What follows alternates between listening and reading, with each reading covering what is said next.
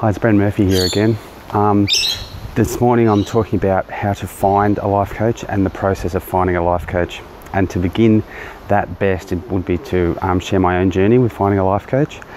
I was, as I explained in a previous video, when I did begin the search for a life coach, it was from a point of a low point. Not so much desperation, but sort of confusion and fear and just not knowing what to do next. So I had tried some traditional counselling. I'd been to a workplace counsellor and spoken with a psychologist, and the overall vibe I got from those experiences was they were almost, it was such a really corporate feel, very ultra professional, clinical almost, with sort of just fill in these photocopies and follow the process and do a journal to see how committed you are, things like that. And all I could see was we were going, oh, well, that's it, 45 minutes is up, we'll see you next time. And it almost seemed like they were scheduling me in to just pay off their next holiday. Progress wasn't a focus, wasn't a sort of a major goal. It was more rebooking me and keeping it as a client. Again, it reminded me of that, without being negative, a chiropractic model where your wellness is never sort of independent, and you never sort of go off and be independent of the practice. You're sort of always obliged to come back, always dependent and seeking service.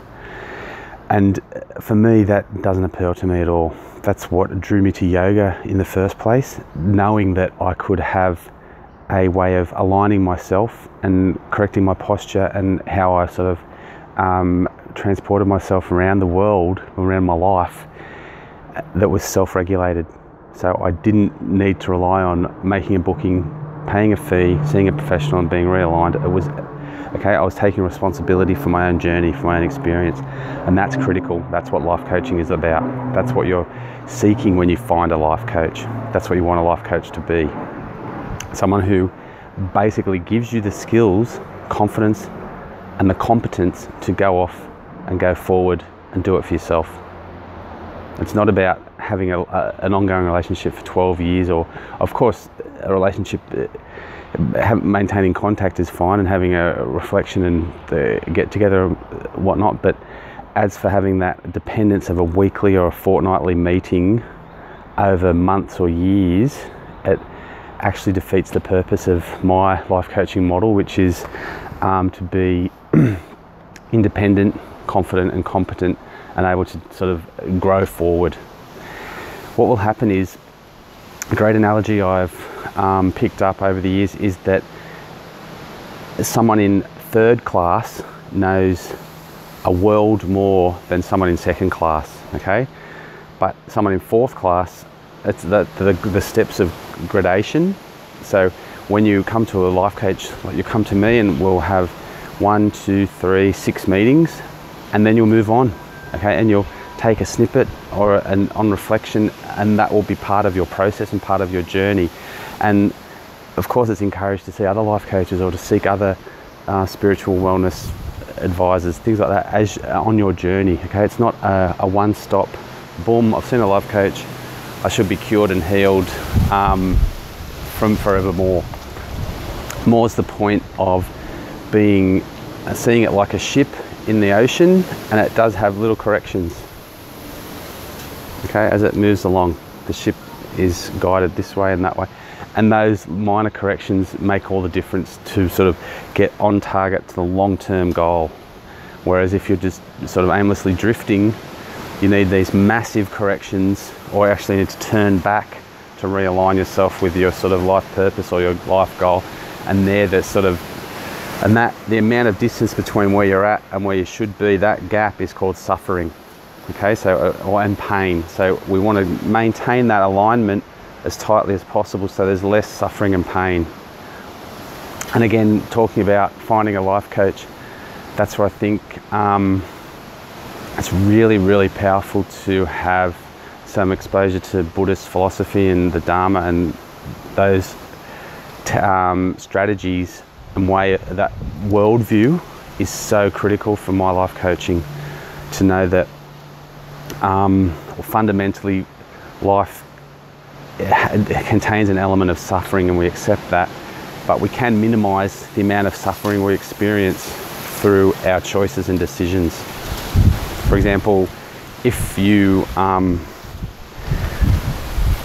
just a recent one was seeing all the soccer mums with their SUVs. They also have Audis now, and seeing if I felt obliged to have an Audi as well to keep up with them, I would feel pain and suffering and feel like I wasn't worthy or part of the tribe, and that I should actually work harder and somehow source extra money to get an Audi so I could be part of that tribe.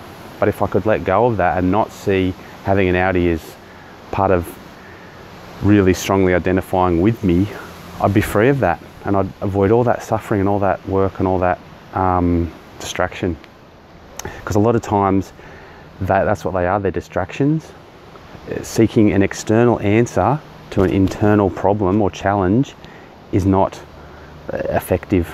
Getting an Audi and going, now I feel worthy, still doesn't make you feel worthy inside. It's internal work that will actually profoundly and drastically change your self-perception 10 times faster and more efficiently than having 6 Audis, okay? And that's where my life coaching, and that's when you find a life coach who's in alignment with what you're thinking, can really help. Finding that path where you're not continually rubbing up or resisting or finding pain points from your comparisons and your judgments. Okay, that's a lifestyle as well. Not to compare your children, compare your grandparents, compare your uncles, compare your managers, compare your suppliers, compare your business partners. Not being able to accept people and patiently forgive them for being human, because that's all they are. They're not the ideal, perfect sort of role model example of whatever role they are playing in your life. They are merely a human, and they have their own issues that you have no idea or no grasp of. So coming from a place of patient acceptance is profoundly changing, and will stop a lot of your own suffering if you can offer that to people in your life. And so those aspects from Buddhism are really powerful. Now, just to something across the road is some yoga philosophy, which again really powerfully informs my life coaching, and it's the idea of equanimity. So equanimity is being able to accept things without judgment and comparison, and just say, that is what it is. The green leaf in the background is a green leaf. It doesn't have to have a flower. It's a palm tree, they don't flower, and it's not a tragedy that palms don't flower or have beautiful big flowers. It's not a shame, it's just how it is. Equanimity in particular, I learned it from yoga, was beginning yoga in my late 30s. Was quite stupid really. Should have started it decades earlier. But anyway, starting in my late 30s and knowing that just touching my toes for the first 3 months was a real challenge, and it was sort of not realistic to expect that I could. So I had to learn equanimity, which was to not judge or compare myself, but to accept my limits and embrace them, and actually love that that's the stage I was at, and appreciate in myself that I'm still coming to yoga and I'm still on the journey despite my limits and despite my flaws. That's what it's about. And now 4 years into my yoga journey, I can reach well past my toes, for example, or do amazing poses I couldn't a few years ago, because my ligaments have extended and stretched and I have more space. But I'm still not at the stage of someone who's done yoga for 10 years or 20 years. And again, that equanimity is still there. That patient self-acceptance, again, avoids a lot of suffering. If I didn't accept it, I would push too hard and be injured or hurt myself. So that's how it works in yoga. But you can also apply that in your own life and with all your relationships as well. I hope this has helped you with your quest to find a life coach, and to know that finding a life coach is about finding someone who has similar values, similar alignment and similar life experience to you, who can non-judgmentally help you reflect on where you're at and plan a path forward. All right, my name is Bren Murphy. I'm at thelifecoach.net.au. Thanks a lot.